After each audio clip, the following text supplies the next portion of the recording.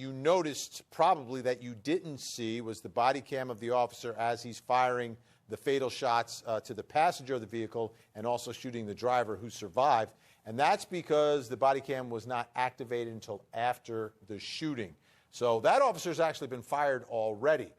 Posted the video today on social media. Incredible reaction. We begin with our 13th juror. Comment of the day coming from Denise tonight.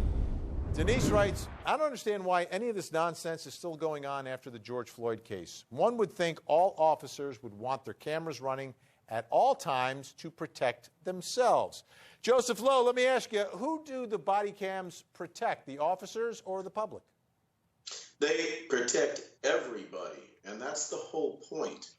Look, it's a tough job. We get that. Yes, they make mistakes. Okay, nice. However, they've been trained and they've been given procedures, and now they've been given a device that they can use to ensure that they do the right thing when the pressure's on. Notice one thing in the video. Did you hear him the first time say in an exasperated voice, "You just ran me over"? Now, how the heck was he able to say that if she actually ran him over? She didn't. He was exaggerating because he's hyped up. You know what happened.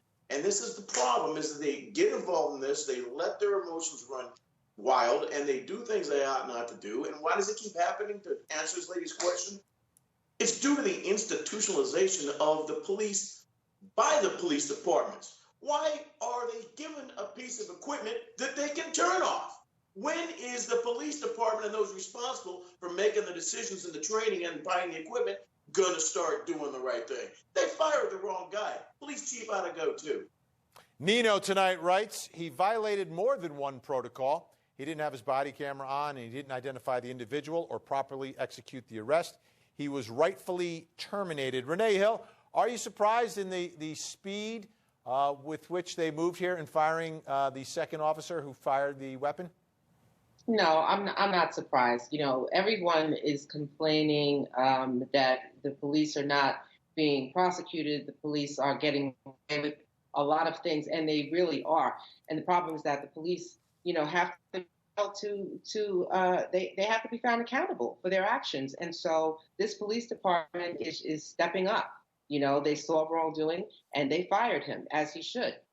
There's still more accountability that needs to be held here for his actions, not just losing his job. There are other things that need to take